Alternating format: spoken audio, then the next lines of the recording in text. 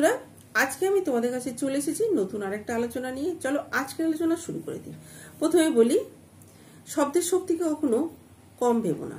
ছোট্ট একটি শব্দ হ্যাঁ অথবা ছোট্ট একটি শব্দ না, অনেকের জীবন অনেক কিছুতেই বদলে যেতে পারে। জীবনে সব থেকে কঠিন কি জানো বেঁচে থাকার জন্য? সৎ থাকা আর সহজ হওয়া।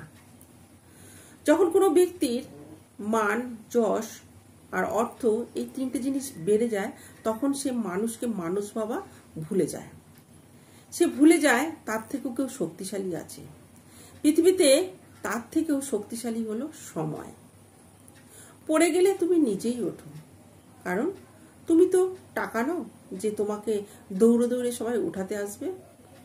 মানুষ দুটি সময় চুপ থাকে, যখন তার কোনো কিছু বলার থাকে না তখন সে চুপ থাকে, আর যখন তার অনেক কিছু বলার আছে অথচ সে বলতে পারে না। পৃথিবীর সবাই তোমার সাথে বেইমানি করলেও তোমার যোগ্যতা, তোমার পরিশ্রম তোমার সাথে কখনো বেইমানি করবে না। ভুল যেমন মানুষকে শিখতে সাহায্য করে, তেমনি কিছু আঘাতও মানুষকে বদলাতে সাহায্য করে। তো চলো বন্ধুরা, আজকে এইটুকু বললাম। যদি ভালো লাগে তো অবশ্যই লাইক কমেন্ট করো। নমস্কার।